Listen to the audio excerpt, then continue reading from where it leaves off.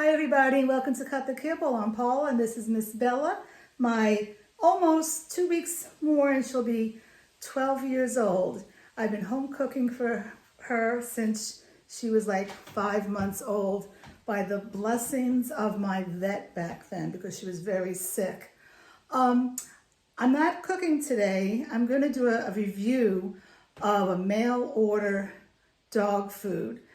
I woke up this morning and Lisa had asked me if I would do a review on a Pup Above dog food. And I get a lot of these questions all the time to do reviews and of these mail order dog foods and all these ads pop up on my IG and Facebook because I'm going in and looking at them.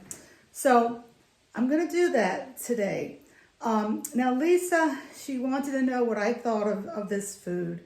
But she says she's leaning more and more towards home cooking for her dog, but she wants also something maybe to buy for convenience. So at the end of this video, I'm going to tell you what I would buy if I was not home cooking for my dog. But let's go ahead and review a Pup Above.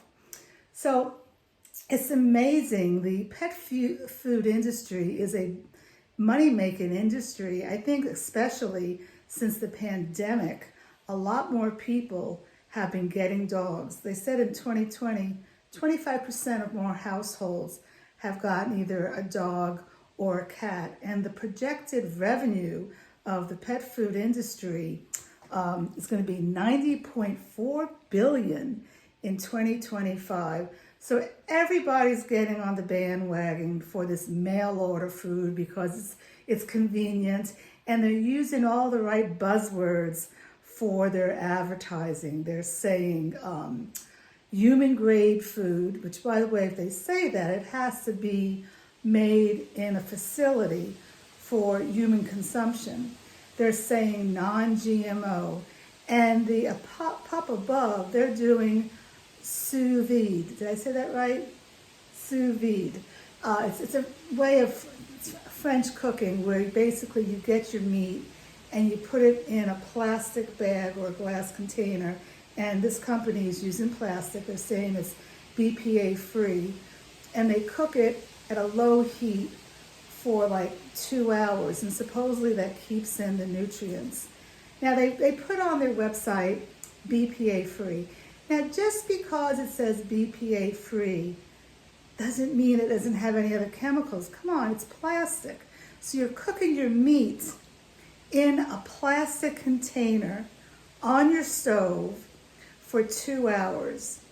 I mean, I wouldn't do that. I got rid of all my plastic containers. I'm using now glass. So that's one thing that I was leery about. So let's talk about the cost of this. Now, basically, all these mail order foods are all the same cost. It averages around $120, $130 a month for my dog's size. So she eats a half a cup per serving. So she eats a cup a day. She's around 14 pounds, so let's say 15 pounds. So for me to cook a London broil, and I'm not doing a cheap piece of meat like chopped meat. I'm doing a London broil, but I'm getting it on sale at like $7.52. With all the vegetables and the supplement, I added it up, and it comes to $40 a month to feed her. Now, of course, I don't feed her London broil every day, and I've always talked about you need to rotate your proteins and your vegetables. So if you bought their Texas beef on this website, I calculated it out.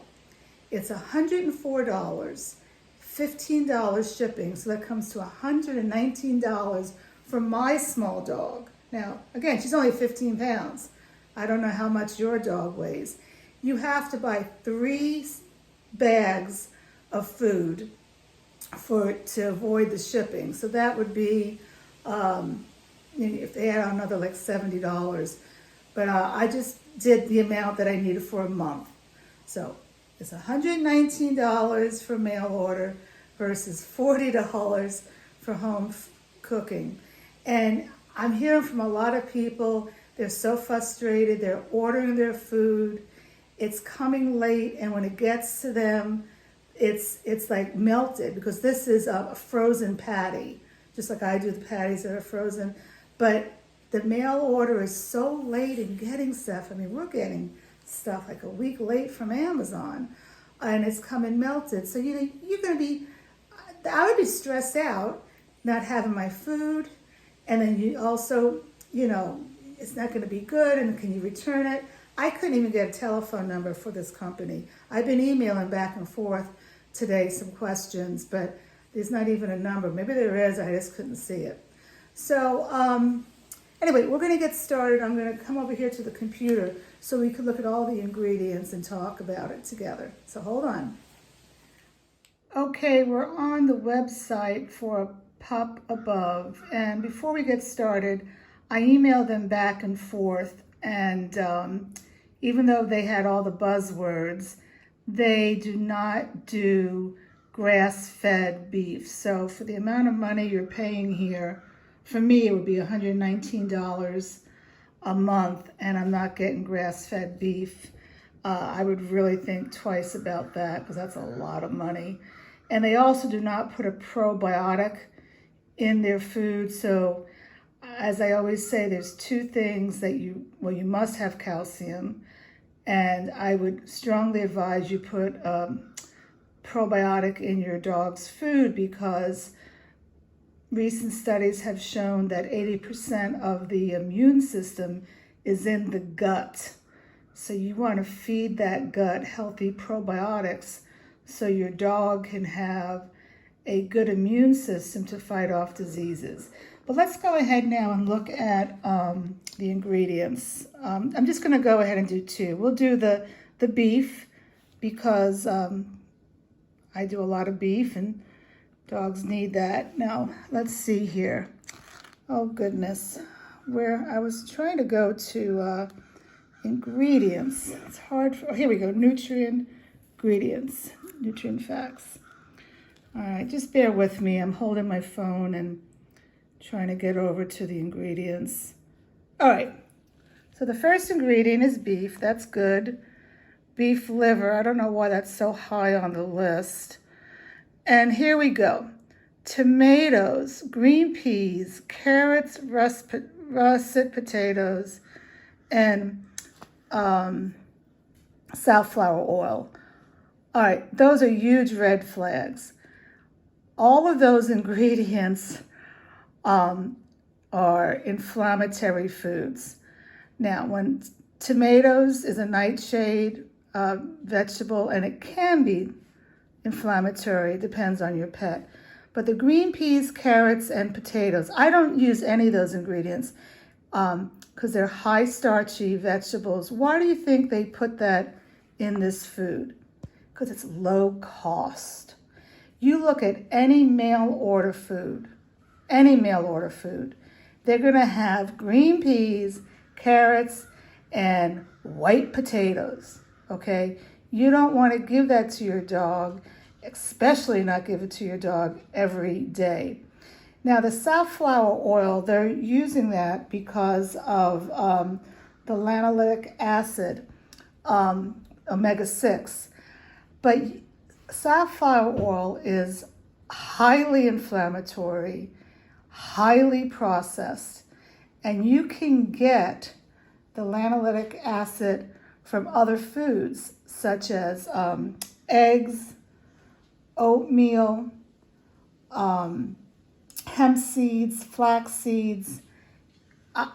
The only oils that I give my dog are extra virgin olive oil, virgin coconut oil, and fish oil that is either human grade or pharmaceutical grade, not pet grade. So right here, this is a total no, all right? So let's go back and we'll try to find the turkey one. Let's see. Turkey, oh, it went right to it. Turkey nutrition, we push the button. And on. Just bear with me, please, until I get to it. Looks good, doesn't it? I gotta exit out of this. Sorry, my camera is not. Okay, turkey. So let's see what they have in this. Turkey liver. There we go. Tomatoes, carrots, green peas. Instead of potatoes, they're doing rice. Rice is right up there with the potatoes. It serves no nutritional value and it's inflammatory. All right. And then they have all these vitamins and minerals. Why do they have to put that in? Hold on, and we'll talk in a second. So why do they need to put all those lists of minerals and vitamins in? Because they're not getting it from the food. They're not good in putting good quality food into the product. Okay? Instead of rice and potatoes and peas and carrots, I rotate and I use butternut squash, green zucchini, asparagus, cabbage, shiitake mushrooms, Brussels sprouts, and the list goes on, and kale, collard greens, spinach, but on a very limited basis because that can cause stones. But those are the good foods they're putting in. Why are they not doing it? Because it costs money, and they don't want to put a lot of money into their food. They want to get money from you. So, is this food good? You know, it's a step above kibble. All mail order foods are a step above kibble, but I have yet to see a mail order food that is not high carb. And by high carb, I mean the rice, potatoes, and the high starchy as in peas or beans or what was the other one? Carrots, okay? So as I promised, I would tell you what I would recommend if you wanted maybe to home cook some and buy some foods on the days that you don't feel like home cooking, or if you don't want to home cook but you want a better diet for your dog, I would highly recommend Dr. Harvey's. Not Dr. Marty's, no Dr. M, it's Dr. Harvey's, okay? I actually bought some when I first came here at the lake in 2020 because of the pandemic, and I was afraid that there would be food shortages, and I still have it. But basically, it's dehydrated food. You can go on their website, and they have several different mixes. Some, it has everything in it, including the meat. I would not get that. Buy it without the meat and add your own meat and rotate the meats. You could put the meats in raw, or you can cook up the meats. It's very easy. My daughter, who's in college, she was doing it. And now she's doing it where she's buying it with the meat, which I don't really like it, but she doesn't really have the time, she's saying, to cook up the meat. And it really doesn't take that long. Anyway, Dr. Harvey's, Harves, they right now have a sale going on, 15% in free shipping. Follow them on Instagram. No, I don't get any. I'm not affiliated with them. I just am sharing information with you. Follow them on Instagram or Facebook. And they typically do sales around the holidays. So it's Halloween's coming up. If you're watching this right now, they'll probably do one at Thanksgiving and then during the winter. So it's a great food. There's several different ones. You can call and talk to Lori, ask for Lori, and she's very patient with you, and she'll teach you things. I would not get their allergy mix. I don't like that one. That has highly inflammatory foods in it. I do recommend either Raw Vibrance or Paradigm, okay? So I hope this helped you. And if you're on the fence for home cooking, I'm proud of you for thinking about it. A few things you need to have. You need to have a freezer. I don't care if you have a 5-pound dog. You need to have some freezer space. What else do you need to have? You know, for a food processor. I use a food processor because I process all the food together. And you always have to supplement with a calcium supplement and use a probiotic and use oils. The dogs need the oil for the omega-3s. I rotate between fish oil, coconut oil, and olive oil. Don't use any vegetable oils like canola oil or safflower oil. Those are highly processed and highly inflammatory oils. You're going to be hearing more and more about these oils for humans and for canines coming up in the next year or so. So that's it. I hope you enjoyed this video. And Lisa, I hope you think about home cooking.